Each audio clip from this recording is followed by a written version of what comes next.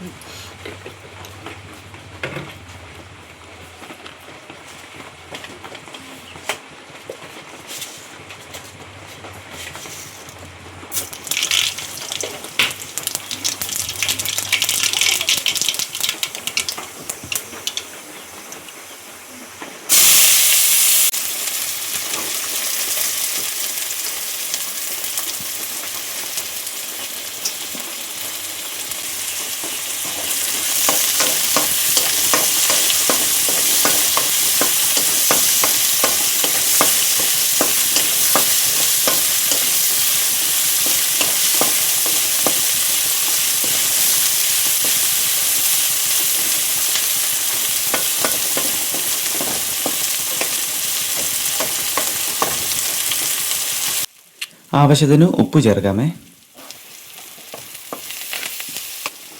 അപ്പോൾ നമുക്കിനി ഇതിലേക്ക് മുളക് പൊടി ചേർത്ത് കൊടുക്കാം. അപ്പോൾ ഞാൻ ഇതിൻ്റെ കറക്റ്റ് കണക്കും കാര്യങ്ങളെല്ലാം നമ്മൾ ഡിസ്ക്രിപ്ഷനിൽ കൊടുത്തിരിക്കാമേ. അപ്പോൾ മുളക് പൊടി, മല്ലിപ്പൊടി, കുരുമുളക് പൊടി, അതുപോലെ തന്നെ ഗരം മസാല കേട്ടോ. അപ്പോൾ മസാലപ്പൊടി കൂടെ ചേർത്തു നല്ലതുപോലെ ഒന്ന് മിക്സ് ചെയ്തെടുക്കാമേ.